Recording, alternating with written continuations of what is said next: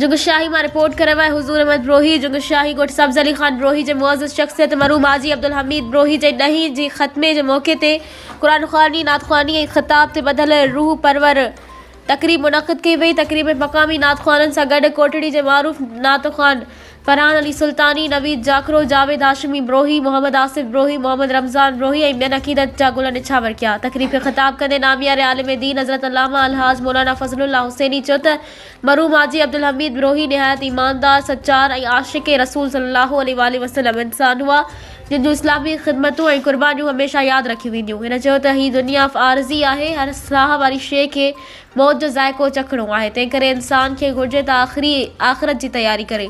नमाज़ जी पाबंदी, रोज़ा रखण ऐं अल्लाह ताला जे हुक्मनि ते अमल रखण ई आख़िरत में कामयाबी जो ज़रियो आहे। इन मौक़े ते अफ़ज़ल करीम नईमी ऐं मौलाना इमाम ॾिनो ब्रोही पिणु ख़िताब कयो। तक़रीब में सियासी समाजी अॻवाननि समेत साफ़िन अब्दुर्रहीम जोखियो, अवैस रऊफ़ ब्रोही, शफ़ीक़ जोखियो, रिज़वान अली ब्रोही, समाजी अॻवान मुनीर ब्रोही ऐं अवाम वॾे अंग में शिरकत कई। आख़िर में मरहूम जे साले सवाब लाइ ख़ुसूसी दुआ घुरी वई, जॾहिं त शिरकत कंदड़नि में लंगर पिणु तक़सीम कयो वियो।